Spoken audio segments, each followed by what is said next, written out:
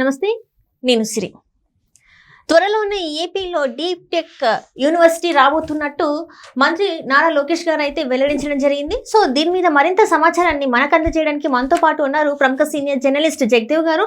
నమస్కారం సార్. నమస్తే సార్, ఇప్పుడు చూస్తున్నట్టయితే ఏపీలో త్వరలో డీప్ టెక్ యూనివర్సిటీ రాబోతున్నట్టు నారా లోకేష్ గారు అయితే వెల్లడించారు. సో దీంతో మరి ఇంకొన్ని ఏమైనా యూనివర్సిటీలు వచ్చే అవకాశం ఉంది? అంటే గతంలో చూసుకున్నట్టయితే ఏ యూనివర్సిటీ కూడా వస్తున్నట్టు మనకి చెప్పడం జరిగింది. సో ఇప్పుడు ఎలా ఉండబోతుంది అంటారు ఏపీలో? అంటే ఇప్పుడు ఏవైతే యూనివర్సిటీస్ అన్ని రాబోతున్నాయి అన్నారో వీటన్నిటితో కూడా డీల్స్ మాట్లాడుకున్నారు.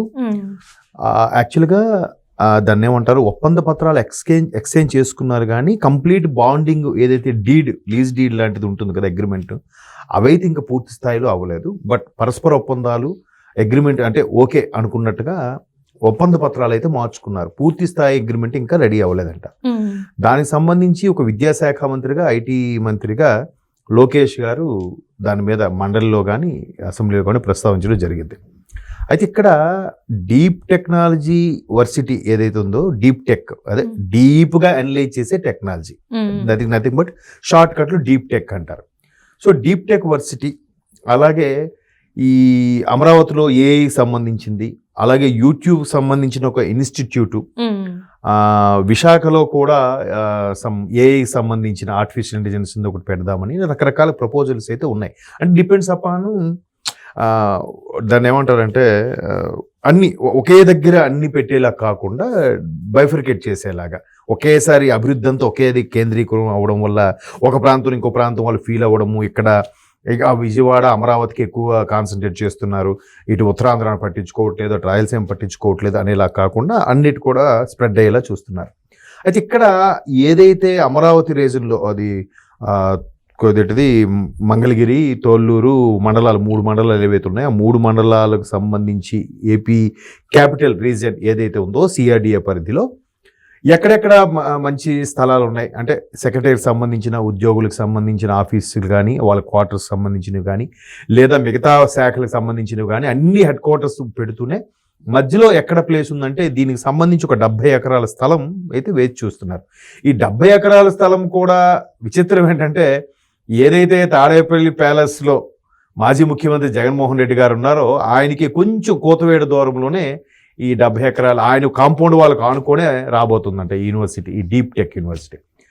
సో ఇప్పుడు అందరూ ఏ మహానుభావుడు ఈయన, అసలు ఇక్కడ వద్దు క్యాపిటల్ వైజాగ్ అన్నాడు, అలాగని వైజాగ్ వెళ్ళదు ఇక్కడే ఉన్నాడు అంటే ఆయనకు కూడా ఇండైరెక్ట్గా ఇష్టమే ఇది.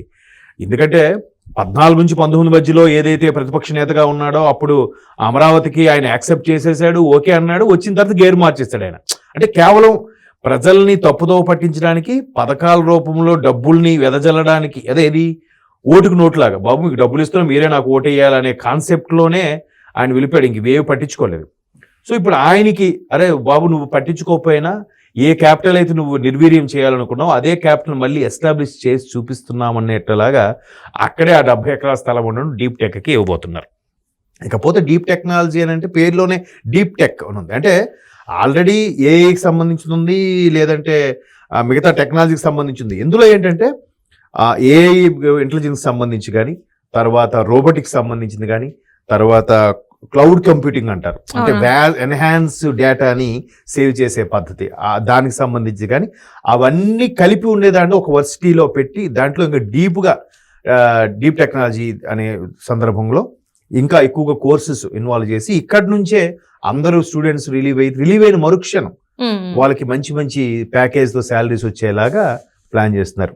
ఇప్పుడు 1 ఇయర్ అయిపోయి ఇప్పుడు స్టార్ట్ అయితే మామూలుగా ప్రైవేట్ బిల్డింగ్స్లో స్టార్ట్ చేసిన ఒకసారి ఎస్టాబ్లిష్ అయిపోయి రిజిస్టర్ అయిపోయింది అనుకోండి డీప్ టెక్ యూనివర్సిటీ అనేది, వెంటనే ఎక్కడికైతే పక్కా బిల్డింగ్లు ఎస్టాబ్లిష్ అయిపోయిన బిల్డింగ్లు కడతారో వాటికి అక్కడికి వెళ్ళిపోయిన తర్వాత ఈ గవర్నమెంట్ అయ్యేలోపు మ్యాక్సిమం రిలీవ్ అయిపోయేలాగా స్టూడెంట్స్ రిలీవ్ అయ్యి ఎంతో కొంతమందికి ఉపాధి కల్పించేలాగా ప్లాన్ చేస్తున్నారు. దాని ఉద్దేశం ఇది.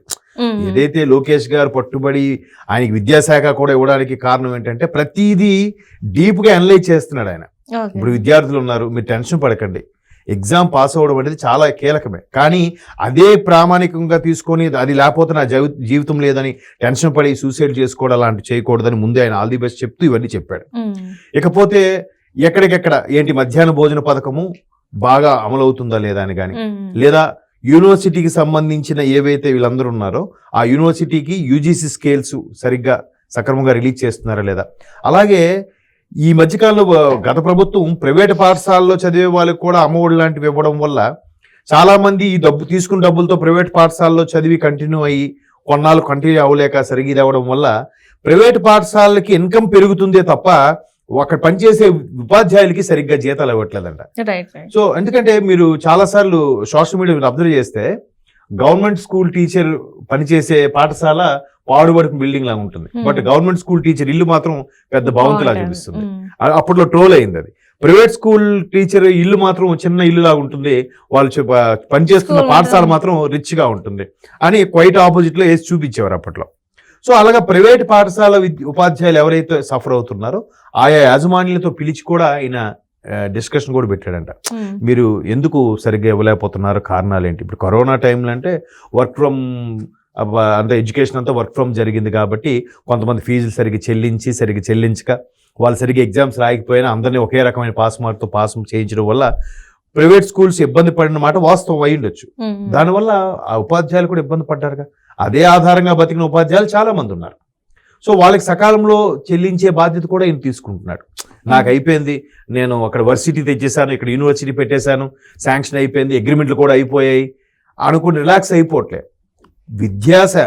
విద్యాశాఖ మంత్రి అయినందుకు పాఠశాల విద్యలో కానీ హై స్కూల్ విద్యలో కానీ ఉండే సమస్యలను కూడా ఏది ప్రైవేట్ పరంగా ఉండే సమస్యలను కూడా ఈయన ఇన్వాల్వ్ అయ్యి రిజాల్వ్ చేస్తున్నాడు. మంచి పనే కదా. ఇప్పుడు ప్రైవేట్ పాఠశాలలో కూడా ఈ మధ్యకాలంలో విపరీతంగా ఫీజులు పెంచేస్తున్నాయి. ఎవ్రీ ఇయర్ మీరు అబ్జర్వ్ చేయండి. హైదరాబాద్లో ఇప్పుడు నేను మా పిల్లలు చదువుకున్న పాఠశాలలో కూడా ప్రతి టర్మ్కి ఫీజు కట్టాల్సింది 3 టర్ములుగా విభజిస్తే ఒక్కొక్క టర్మ్ మీద 1500 మినిమం పెంచుతున్నారు సంవత్సరానికి. అంటే ఓవరాల్గా ఆ ఇయర్ ప్రయాణం ఫీజులో 4500 5000 పెరుగుతుందా? అది కాక బుక్స్, యూనిఫామ్, ఆటో గీట్ ఇవన్నీ మళ్ళీ మామూలే. సో ఇట్లా సంవత్సరానికి 5000 పెంచుతున్నప్పుడు అక్కడ పనిచేసే ఉపాధ్యాయులకి కనీసం 2000 పెంచాలిగా. అది అంత ఉంటుంది. ఇవాళ కూడా ఒక ప్రైవేటు ఉపాధ్యాయురాలని కలిస్తే ఆవిడ, అయ్యో సార్ జీతాల గురించి ఎందుకు మాట్లాడతారు, అలా మాట్లాడితే అది పెద్ద బూత్ సార్ మా స్కూళ్ళలో అని అందావిడ. అంటే ఎంత ఆవేదన చెందుతున్నారు చూడండి. సో ఇట్లాంటి వాటిలో విషయాలు కూడా లోకేష్ గారు ఇన్వాల్వ్ అయ్యి మాట్లాడడం ఇవన్నీ చేస్తున్నారు. అయితే ఏదైతే వైసీపీ వాళ్ళు కావాలని భ్రష్టు పట్టించాలని చూశారో వాళ్ళు ఉంటున్న నివాసం చుట్టూనే పెద్ద పెద్ద పరిశ్రమలు కానీ పెద్ద పెద్ద వర్సిటీలు కానీ అంతర్జాతీయ ప్రమాణాలతో కూడిన యూనివర్సిటీలు కానీ రావడం అనేది నిజంగా వాళ్ళు సిగ్గుతో తలదించుకోవాలి. ఏ వైసీపీ వాళ్ళైతే అడ్డు తగిలి ఏముంది ఇక్కడ అంతా పంట పొలాలే అని అంటున్నారో, ఇప్పుడు ఒక్కసారి మీరు కంపేర్ చేస్తే చిన్న ఎగ్జాంపుల్ చెప్పి నేను ముగిస్తా. తెలంగాణలో ఒక్కసారి రియల్ ఎస్టేట్ భూమి చూడండి, ఇప్పుడు ఆంధ్రప్రదేశ్లో రియల్ ఎస్టేట్ భూమి చూడండి. ఎస్పెషల్లీ సిఆర్డిఏ పరిధిలో, అమరావతి పరిధిలో ఉండే మీరు ల్యాండ్ గురించి ఒకసారి డిస్కస్ చేస్తే ఏ రేంజ్లో కాస్ట్ పలుకుతుందో మీకు అర్థమవుద్ది. బికాస్ ఆఫ్ కూటమి ప్రభుత్వం and particularly because of Chandrababu Naidu గారు వచ్చారంటే అది అభివృద్ధి పరుగులు పెడుతుందనే విషయం అందరికీ తెలుసు. అంటే రాజకీయ పరంగా వ్యక్తిగతంగా చాలా లోపాలు ఉంటే ఉండొచ్చు, కాక వ్యక్తిగత విభేదాలు ఉంటే ఉండొచ్చు, ఎవరికి నచ్చచ్చు నచ్చకపోవచ్చు, కానీ ఈ పరంగా మాత్రం ఆయన ఎప్పుడు అటెన్షన్ పొజిషన్లో ఉంటాడు. రోజుకి 16 నుంచి 18 గంటలు కష్టపడతాడు ఈ వయసులో కూడా. కాబట్టి దాన్ని బేస్ చేసి మనం నమ్మచ్చు. దానికి బెస్ట్ ఎగ్జాంపుల్స్ చాలా ఉన్నాయి. ఆయన ఒకటి అనుకున్నాడంటే ఇంత ఉన్న విలేజ్ని మహానగరంగా ఎలా తీర్చిదిద్దుతాడో బెస్ట్ ఎగ్జాంపుల్ వేరే ఏదీ లేదు, మనకు తెలుసు. Right, thank you so much sir. Thanks.